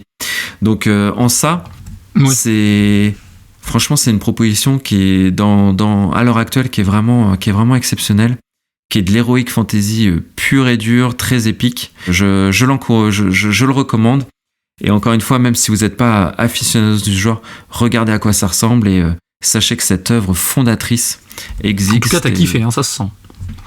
J'ai kiffé, mais tu vois, je voulais pas faire simplement un test en disant j'ai kiffé. Je voulais expliquer pourquoi ce jeu s'est fait un nom et pourquoi c'est un monument. Parce que j'aurais pu faire en effet que dire c'est génial, mais c'est une œuvre fondatrice. Et ouais, j'ai adoré parce que ça marque. C'est vraiment typiquement le genre d'œuvre comme toi, un Metal Gear, tu vois. Le genre d'œuvre qui te dit waouh, là j'ai passé une expérience de jeu vidéo qui est différente, quoi. Et qui instaure quand même des codes. Et Tactic Sog, dans le Tactical RPG, a instauré quelque chose. Donc, tu vois, c'était important pour moi d'en parler aujourd'hui. Ouais, carrément, ouais. C'était passionnant, en tout cas. Bah voilà ce qui conclut nos tests, nos news. Espérons que ça vous plaise, hein, c'est ça. Toujours, Kira, on espère que nos éditeurs apprécient. En tout cas, on a pris beaucoup de plaisir à en parler. Est-ce que tu veux faire un peu notre auto-promo sur la partie réseaux sociaux, etc. Bah exactement, n'hésitez pas à nous rejoindre sur notre page Twitter et notre page Facebook, donc on l'anime régulièrement et puis on communique sur les news qu'on voit passer entre 2 enregistrements et puis également sur l'avancée des enregistrements tout simplement. Donc n'hésitez pas, pareil, à nous envoyer des messages, ça fait plaisir, on en a reçu quelques-uns la semaine dernière et cette semaine, et c'était vraiment super sympa, vous reconnaîtrez. Et tu nous postes en plus des petits screens maison de temps en temps sur Callisto Protocol. Ouais, sur les jeux que je fais, ouais. Exactement, quand je joue à des jeux, souvent je mets des petits screens et tout. J'ai pas mal joué avec le mode photo d'ailleurs, donc qui permet justement de voir un petit peu des avancées en termes de gameplay, quoi. Donc c'est plutôt cool. En plus, on a pris l'habitude le podcast a cet avantage et cet inconvénient d'être basé que sur la voix, donc on a pris l'habitude aussi de mettre des petites news pour illustrer. Donc on vous montre un peu les sujets hors sujet, le plateau de jeux de Dune ou des trailers, des news ou des jeux que tu as présentés, Kira. Donc ça permet de au moins se projeter sur ce qu'on présente en podcast. Donc vraiment, on compte sur vous pour nous aider à animer cette page Facebook et Twitter.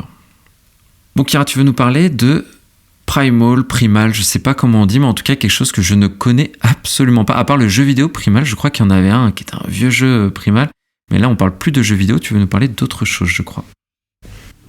Oui, tout à fait. En fait, je vais parler d'une série que j'ai découvert tout à fait fortuitement il y a une quinzaine de jours.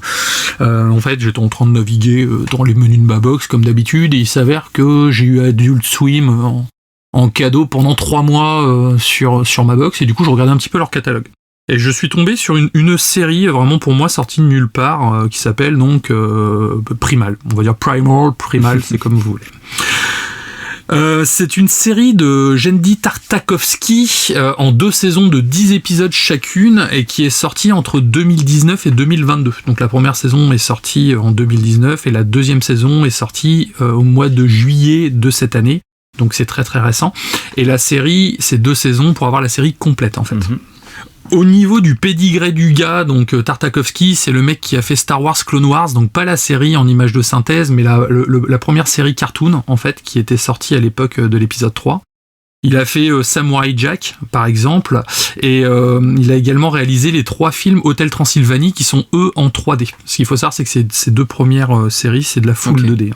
Pour Primal, donc il imagine une série d'aventures ultra violentes qui raconte l'amitié improbable entre un homme des cavernes à l'aube de l'évolution et un dinosaure dont l'espèce est sur le point de s'éteindre. Donc les 2 amis s'unissent pour leur survie suite à un drame commun, et ils apprendront surtout à cohabiter dans un monde primaire et ultra violent. Donc ça c'est le pitch. Au niveau de l'animation, c'est le studio La Cachette qui est situé à Montmartre. C'est un studio français en fait, qui a également fait par exemple l'épisode 5 de la saison 1 de Love, Death and Robots, un vieux démon. C'est le titre de l'épisode. Alors, la série a pris une super note, il est à 91 sur le Metascore. C'est une série qui est très très très encensée, et surtout c'est une série très différente de ce qu'on peut avoir à l'heure actuelle. En gros, ici, la brutalité, la sauvagerie, c'est ce qui domine. C'est très très gore, dans une animation 2D somptueuse, et surtout très cartoon. Il y a un côté vraiment très vieux dessin animé. Surtout, moi, ce qui m'a impressionné là-dedans, c'est le développement des personnages avec des moments d'introspection et de calme grâce à une mise en scène qui est donc spectaculaire, et surtout une gestion des émotions qui est rarement égalée dans un animé ou même dans un film. Parce que ce que je n'ai pas encore dit, c'est que la série est intégralement muette, en fait. Ah ouais, d'accord. En fait, ça parle pas. Tout va se faire via le sound design et surtout via des éléments de mise en scène. Donc ça va être des grognements, des craquements, des bruits. Tout ça, ça sera la seule chose qui va servir de principal vecteur émotionnel en fait. Ah, c'est étonnant. Donc les personnages sont hyper attachants, mais vraiment que ce soit le T-Rex ou le héros sont vraiment hyper attachants. Et du coup, rien qu'avec des zooms sur un œil, sur un son, sur un visage, on arrive à comprendre ce qui se passe en fait, et surtout à ressentir l'émotion qu'ils essayent de nous envoyer en fait. Imagine, sans dialogue, la série te raconte tellement de choses en fait, c'est ouf. Le deuil, la haine, la rage, la violence, l'amitié, la jalousie, tout ça en fait, tu le ressens sans qu'on te l'explique en fait. La seconde saison par contre change drastiquement d'ambiance, ce qui donne une sensation d'évolution et de voyage accompli, tu vois. On va passer d'une ambiance style Guerre du Feu et Rahan à une ambiance Conan le Barbare. D'accord, ok, je vois. En fait, c'est très typé pulp des années 70, tu sais, mais les BD pulp, c'est les nouvelles qui tenaient sur une dizaine de pages où ça te racontait des histoires différentes. Bah là, c'est à peu près pareil en fait. Le dialogue commence à arriver en saison 2 via l'intégration de nouveaux clans en fait qui parlent déjà, si tu veux. Et en fait, on suit en gros un des derniers hommes des cavernes qui va se retrouver face à une civilisation. Donc on est dans une uchronie fantastique, c'est pas un récit réaliste du tout, l'univers reste malgré tout très cohérent, donc on va avoir des dinosaures, des hommes préhistoriques, et d'un coup, par exemple, tu vas avoir des vikings qui vont débouler, tu vois. Donc c'est très très particulier en fait.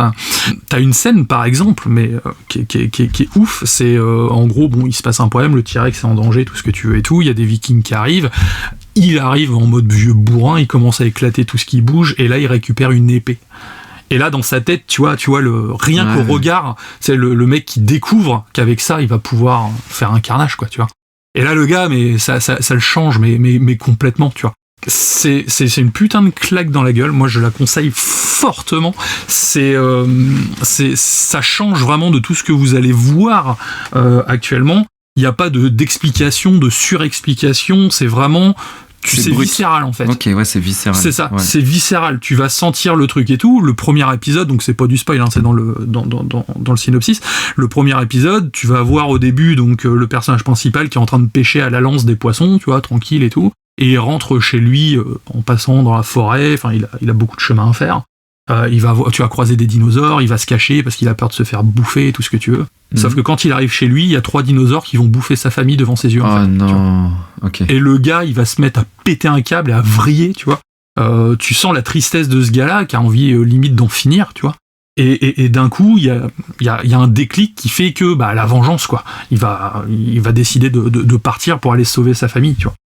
Et tout ça, c'est des émotions que tu ressens, mais juste sur l'image, les musiques et les bruits. C'est-à-dire, il va pas parler, il va pas expliquer qu'il est triste ou quoi que ce soit. Tu vas le voir. Ouais. On te le fait ressentir. Ok, c'est fou quand même. Ok. Et ça, ça c'est du vrai cinéma, quoi. C'est te montrer les choses en fait. Donc c'est sûr que si t'es sur ton téléphone pendant tout le film, toute la série, ça va être compliqué, mais si tu t'investis dans ce truc-là, tu verras pas le temps passer. Les épisodes, je les ai enchaînés, mais d'une force. J'ai dû faire en 4 jours, j'ai fait les 20 épisodes. Ah, je suis pas étonné, franchement, ça donne... En fait, moi, c'est le côté muet. Quand tu m'as dit ça, je me dis c'est une proposition qui est différente et ça donne vraiment très envie. Ouais. Bon, du coup, j'ai craqué, j'ai acheté le premier coffret en Blu-ray et je vais attendre le deuxième parce que je me devais en tant que fan de support physique le posséder, quoi. Mais par contre, c'est fou, encore du contenu créatif français. On est très prolifique quand même en France en ce moment. Alors pour ce qui est du studio, donc l'idée c'est Genndy Tartakovsky, donc c'est lui qui a fait les storyboards et qui a fait qui a l'idée principale. Par contre, tout ce qui est animation et mise en scène, c'est le studio français qui l'a fait en fait. Donc pour le coup, alors je le savais pas, je l'ai appris vraiment en écrivant la chronique au départ. Je pensais que c'était le studio habituel de Tartakovsky, mais en fait non, pas du tout, quoi. Et là je me dis putain, franchement les mecs, chapeau, quoi. Parce que, encore une fois, c'est que du dessin, c'est que du crayon, quoi que ce soit. On va pas se retrouver avec un animal en image de synthèse qui va ressortir ou quoi que ce soit. On est vraiment dans un côté très... il y a un côté très à l'ancienne, très old school, et surtout avec des couleurs, mais qui pètent dans tous les sens. À un moment, on va se retrouver dans une espèce de grotte avec des minéraux violets, et donc avec la lumière, ça va se mettre à briller et tout. Enfin, c'est vraiment super joli. C'est exactement le genre de truc que j'adore. C'est dingue qu'on en ait pas entendu parler quand même. Ah ouais, grave. Bah écoute, voilà, tu sais où vont finir tes Blu-ray, je pense, d'ici quelques temps. Ils vont finir chez moi. Je vais regarder tout ça. Donc, ami auditeur, tu dois regarder Primal, en fait. C'est important, en fait. C'est une fois que tu auras regardé Primal, ta vie sera différente. Bah écoute, ça donne très envie. Sera autre chose. Et tu vois, simplement, t'as réussi à nous transmettre, en tout cas à moi, ton enthousiasme, et j'ai l'impression que ça t'a marqué quand même. Ouais, je crois que c'est une des meilleures séries que j'ai vues depuis au moins 10 ans, quoi. Et puis c'est tellement une proposition atypique. Enfin, faut quand même avoir des couilles. Tu fais des épisodes de 20 minutes, mais faut vraiment que tu aies de quoi remplir pour pas que tu t'ennuies. Et tu t'ennuies jamais, quoi. Bon bah écoute, très bonne recommandation encore une fois. Merci beaucoup. De rien. Alors moi je vais vous parler de quelque chose d'un peu plus léger. Tu vois, j'ai presque honte de passer après Primal qui a l'air très intense, très viscéral comme tu l'as dit. Moi, j'arrive avec Picsou, le dragon de Glasgow. Alors oui, il faut savoir, moi j'adore Picsou. De Disney, je suis presque... Picsou. Grave. La bande à Picsou, c'est le meilleur générique, un des meilleurs génériques en tout cas des séries des années 90. Avec évidemment celui de Batman et Batman la série et Gargouille qui sont d'excellents génériques. Et tous les génériques de Bernard Minet aussi, mais bon, ça c'est une autre histoire encore. Donc alors, Picsou le dragon de Glasgow. Donc c'est une bande dessinée.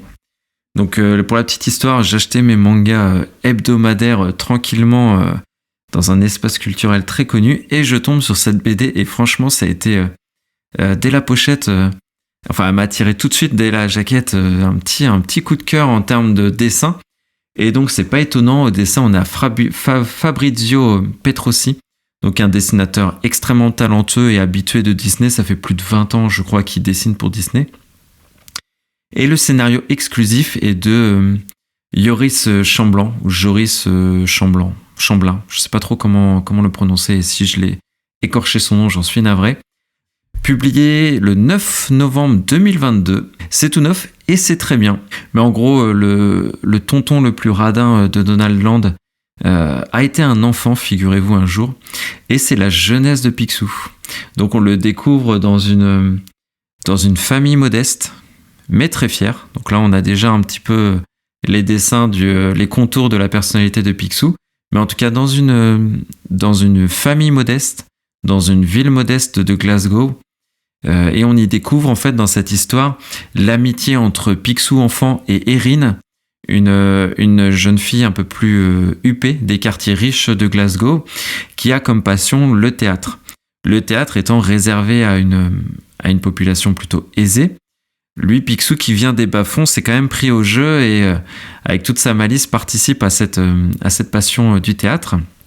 Mais un jour, la ville qui vit principalement de ses revenus miniers, donc c'est une ville minière, est en danger. La ville n'est plus si prospère que ça. Et Picsou, pour la première fois de sa vie, va monter presque un business plan pour sauver sa ville de cœur. Donc ça, c'est le pitch de la BD. Donc pareil, aucun spoil dans tout ça. C'est raconté dans le synopsis. Donc pourquoi je la recommande ? Bah écoute, j'en posterai des photos sur le groupe Facebook et Twitter. C'est très très très joli. Déjà, l'édition est belle. C'est un bel ouvrage avec la tranche un petit peu en tissu comme j'aime et du papier épais de qualité, de la surimpression sur la jaquette. Enfin, en tout cas, c'est une très belle édition. L'histoire est vraiment sympa. En fait, on découvre Picsou dans un aspect un petit peu différent de sa personnalité. On le découvre enfant, donc déjà c'est attachant. Et quand on connaît le personnage de Picsou, finalement ça explique beaucoup de son personnage actuel. Avec ce côté très malicieux de l'enfant, l'intelligence un peu naïve qu'aurait un enfant. Donc franchement, histoire très sympa, histoire attachante, la fin est originale et très très amusante aussi, un petit peu touchante même. Enfin bref, je vais pas en dire de trop. Ce que j'ai le plus aimé, en fait, Kira, c'est le dessin. Parce qu'en fait, cet illustrateur est un génie à mon sens, mais j'utilise des mots forts parce qu'en fait, chaque bulle est une petite scène à elle toute seule. Toujours à contre-champ, tu vois, quand tu regardes les détails, tu vois des personnes dans le fond qui sont amusants, tu vois des animaux qui font n'importe quoi, tu vois une mouette à un moment qui pêche un poisson, tu vois une souris qui se fait pour chasser par un rat. Mais tout ça en arrière-plan, ce qui fait que, en fait, je pense que c'est une des premières fois que ça me fait ça avec une BD. J'ai passé du temps à chercher le détail, en fait chercher tous les petits détails amusants à chacune des toutes les bulles. Enfin, il y en a pas dans toutes les bulles. Ouais, du coup, ouais. Mais dans plein de bulles, tu vois, il se passe des choses qui sont amusantes et franchement, ça, c'était très rigolo. Quant à l'histoire, elle est assez légère. Enfin, c'est pas un chef-d'œuvre, mais c'est en tout cas une histoire très très rafraîchissante, très jolie. Et je pense que ça fera un cadeau de Noël parfait en cette fin d'année, qu'on soit petit, grand. C'est un album qui est très sympa, très joli.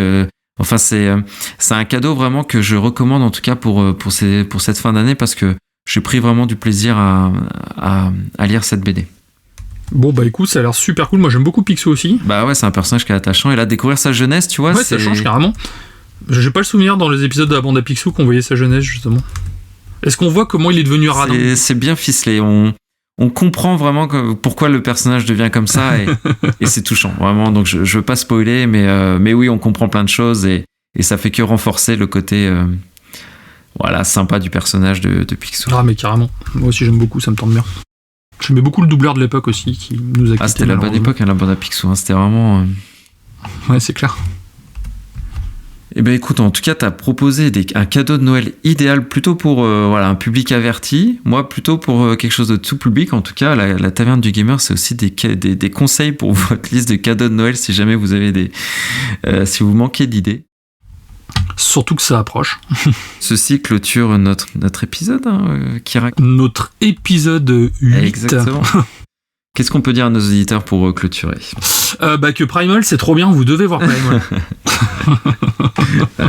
Je pense qu'il faut absolument qu'on voit. Donc Primal. ouais, non, merci pour tout, c'est cool, ça se passe très bien. Merci d'avoir tenu jusqu'à la fin. C'était très...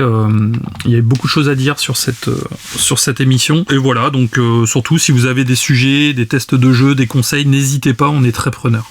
Et peut-être que le prochain épisode, Kira, ce sera notre premier hors-série sur les Game Awards, si ça intéresse tout le monde. Oui, normalement, c'est dans les tuyaux. Et comme Kira, moi je vous remercie aussi. Les retours que l'on a, ils sont nombreux ces derniers temps, font chaud au cœur. Comme on l'a toujours dit, ce podcast vous appartient vous aussi, donc proposez-nous des jeux, des tests, des sujets hors sujet, même si vous le souhaitez. Merci beaucoup, la taverne ferme, au revoir. Merci à tous, on ferme nos portes. À bientôt.